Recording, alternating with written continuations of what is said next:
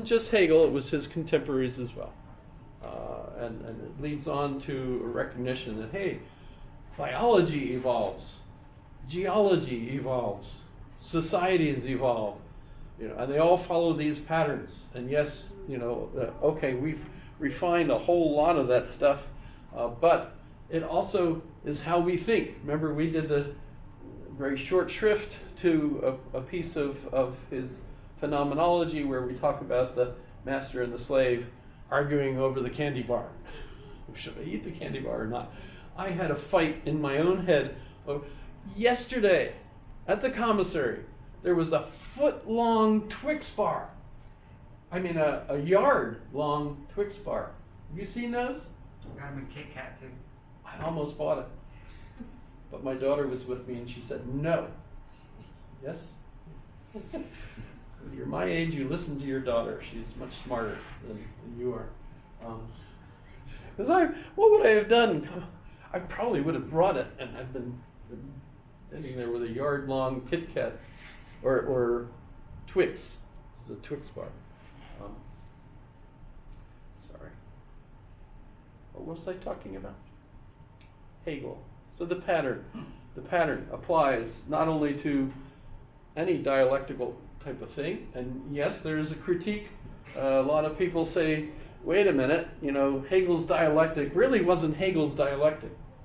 Ooh, interesting. That's because normally we say thesis, antithesis, synthesis, which is the new thesis, and then you have an antithesis, and then you have a new synthesis. That's how change takes place, right? And Hegel might not have ever actually said it exactly that way. And that's true, as far as I could tell. He never actually said it that way. But the idea, of course, is still that you have these conflicts, and these conflicts end up creating a new status quo. And out of that status quo, immediately you have uncomfortableness of some sort, and then it moves on. That's how change takes place, right? And that's the pattern that we get from all of this. And then you start applying it to everything, including thought. So if you're Hegelian and you're trying to think, well, what is thought? You end up dealing with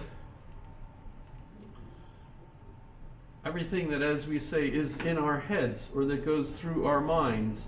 He who offers a penny for your thoughts, etc. Silly folks and dullards think the story is told of a man in a slight repute for it, etc., etc. Even when thinking is used in a broad sense, it is usually restricted to matters not directly perceived, etc. So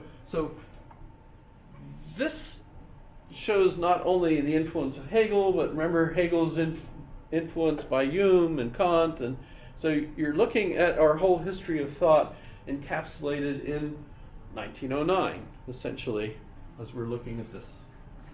Men used to think the world was flat, or I thought you went by the house. So this is, in a way, very similar to what Hegel's doing in the phenomenology, where he's kind of giving you a particular example of how thought thinks. This is the way thought works. Just like Hegel's trying to say, here's this self-consciousness, aware of itself, and as it is aware of itself, it has this concept of itself which is not it. I'm never really exactly the way I think of myself, and I'm always changing, right? So that whole sense of what the ego is, the ego tunnel that we have from Doug Hofstadter, or the being no one that Thomas Metzinger refers to. That's our contemporary thinking about thinking, that there's no self there that you could say, here it is, this is your self. Your self is a process that's constantly undergoing this kind of dialectical change, right, as you're going from one thought to another. And even though I'm trying to be the best teacher you've ever seen, even if you've only been here once, I study how do you be the best teacher and everything else, and then I say, oh, well, that's crap. Then I try to do other things, right?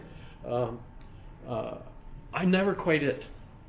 And I can get upset because I'm never able to do.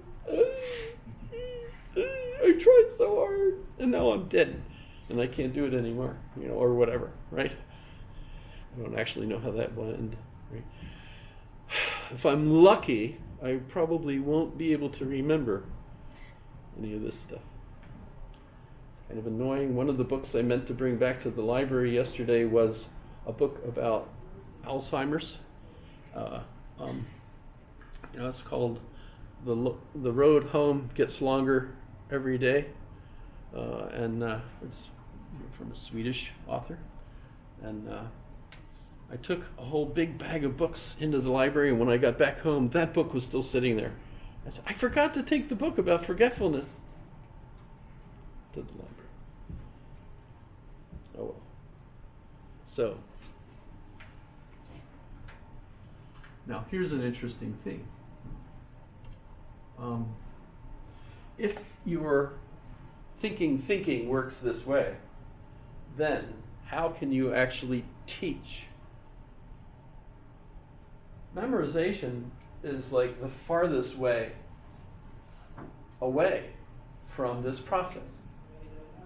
No wonder he was bored to death as a kid in school, memorizing stuff. It's terrible. Instead, what you do is you present children with a problem.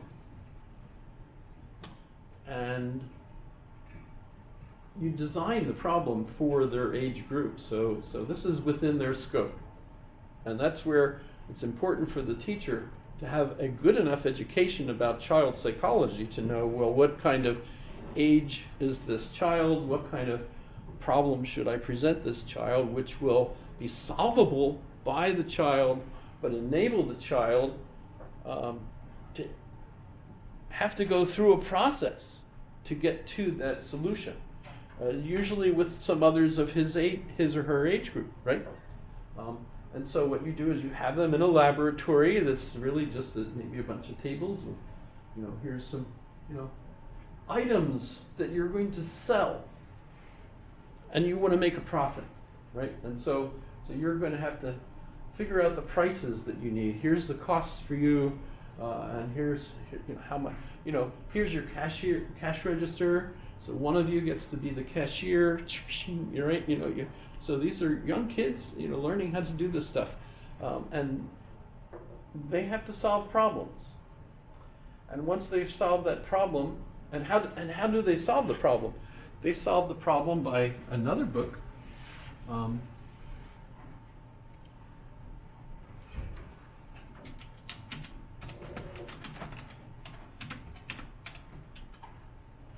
Theory of inquiry.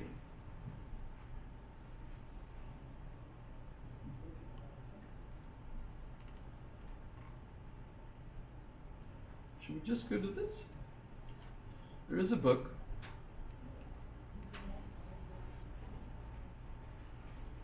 So how does inquiry go? Well, this gets into his logic. This is a new logic. Keep in mind that when we're thinking about logic, we can go all the way back to Aristotle, where we learned to think categorically, and we have the deductive system that Aristotle gave us.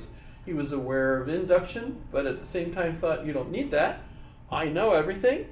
I just go and look at all the animals, take apart their guts, and discover this is this kind of animal, this kind of this. So all of these are in these, all of these are in these, all of these are in these, and we're done. That's all that knowledge requires. It's an encyclopedia. You just have to go and explain all of this is in that set, all of this is in that set. These are categories. And you can categorize everything, and you say you've got animals, you've got plants, you've got substances, only 4, earth, air, fire, water, great name for a band.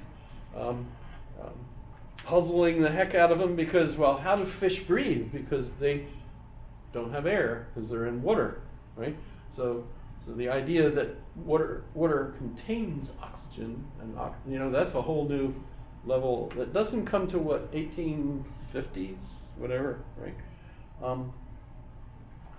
But if you're if you're thinking in terms of logic, we can still use Aristotelian logic, and it's deductive. Mathematics is also deductive. That's why we feel very consciously certain about the deductive conclusions of mathematics. And nobody argues over them, no matter what culture you're in. So that's kind of cool. We can get into weird things, right? You know, infinite.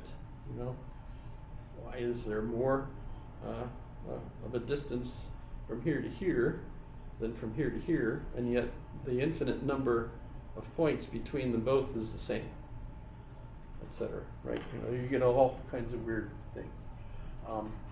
But it's not until Francis Bacon that we really start getting into inductive reasoning, because now science needs us to solve some problems that Aristotle was obviously wrong about, because we figured that out. Thank you, Galileo. Thank you, Sir Isaac Newton. You know, other significant individuals. The microscope. Whoa! Aristotle didn't have one of those, right? Egyptians might have known some of this stuff way before we even know that there was Egyptians, but we don't know. But we're interestingly finding out all kinds of new things about the Egyptians. But when you're when you're looking at Bertrand Russell's logic, it's all deduction and mathematics. So of course he's going to be critical of John Dewey's new logic, which is based on how do we merge deductive reasoning and learning new things about things we didn't know before, which Charles Sanders Peirce called abduction. So Dewey isn't really doing completely new things, but he's trying to create a logic that's practical. Bertrand Russell's not practical at all, right? And you end up then with the theory of inquiry. It starts off with a problem. We've given the child a problem, and the child has to try to figure out first, what's the nature of the problem? What is the problem? You have to define the problem first. Once you define the problem, then you have to come up with a solution. You have a problematic situation, so we have to figure out a solution. Good, just walk away.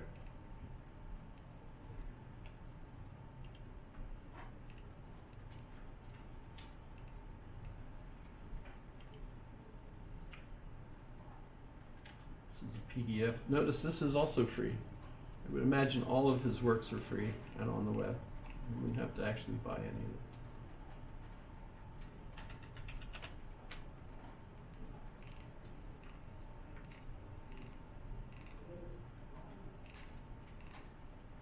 Nova Scotia, 1938.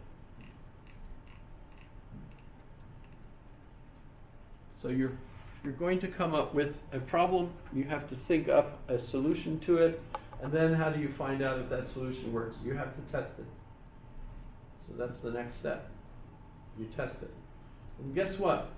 If your test of that solution works, you're done.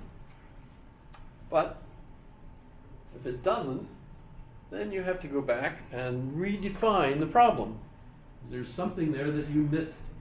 So you check your work and you look and you see if you can come up with a better example of what's wrong with this problem.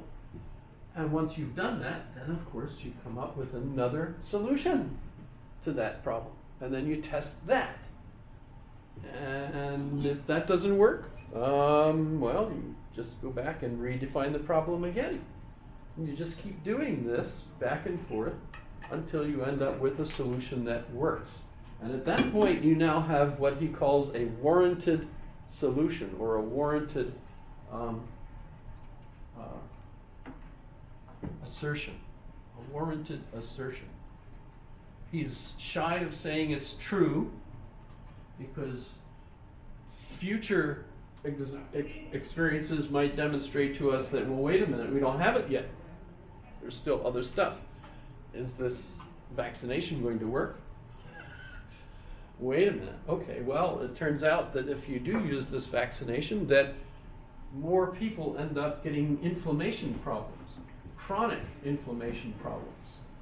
So maybe something in this new vaccination, which is actually an mRNA, what's it called? And mRNA. mRNA, which stands for something, probably, I'm guessing. But once you have that, right, apparently this vaccination, so-called, which is genetically changing you instead of just introducing a dead virus. So maybe it's not really a vaccination. So once you get this, right, it's in your body and it wants to stay there. And in fact, if you already have it in you and you have a child, pass that on to your child, apparently. And do we know what that is going to do to the future of that bio organization? Maybe not. Maybe some people that are going to get this so-called vaccination are going to end up with inflammation problems, which could cause depression, could cause breathing problems, it could cause heart problems, it could cause kidney problems, it could cause all the inflammatory problems. By the way, inflammation is supposed to actually cure you of things. That's the body's way of trying to stop you from being hurt or in, whatever, right? You break a bone, some of you know what happens. You swell up. And so the body creates its own cast, right? So you don't move it, it hurts, so you don't move it. It gets hot, so you don't move it. It does all this stuff in order to heal.